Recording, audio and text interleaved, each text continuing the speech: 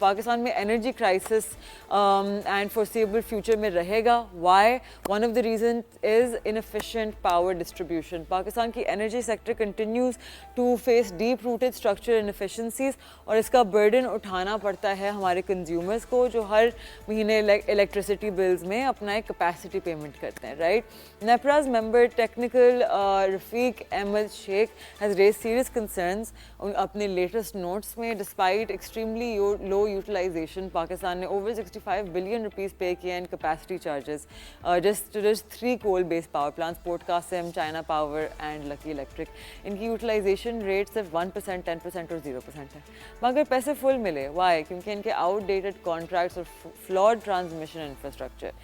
Efficient plants in the south could not transmit power due to آپ کی grid constraints. اس کا مطلب یہ ہے کہ بجلی اویلیبل تھی, چیپ بھی تھی, لیکن کنزیومرز تک پہنچ نہیں سکی. نیپرا نے تھرڈ کوارٹر میں ₹1.55 پر یونٹ کی ریڈکشن اپروو کی ہے, جس سے مئی, جون اور جولائی کے بلز میں 52.6 بلین کا ریلیف ملے گا کنزیومرز کو. لیکن یہ ریلیف جتنا ہو سکتا تھا اس سے کم ملا. ڈسکوز کیپیسٹی پیمنٹس کلیم کی ₹362 billion despite electricity sales falling below projections. اور کچھ تھرمل پلانٹس جیسے کہ جینکو 1, 2 اور 3 جنہوں نے زیرو بجلی پروڈیوس کی پھر بھی ₹1.23 بلین کے کیپیسٹی پیمنٹس لے گئے.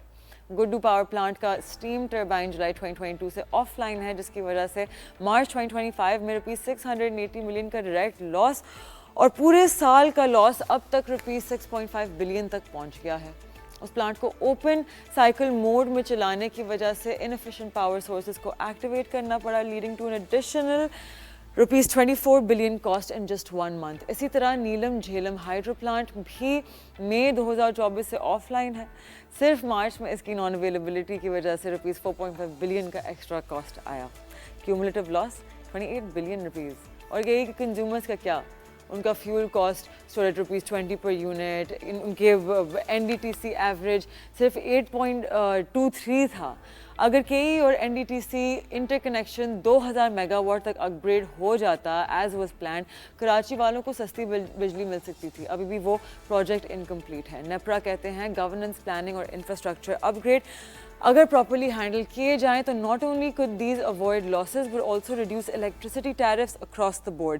مگر جب تک سسٹمک فلاز فکس نہیں ہوتے یہ سرکولر ڈیٹ اور انفلیٹڈ بل کا سلسلہ جاری رہے گا.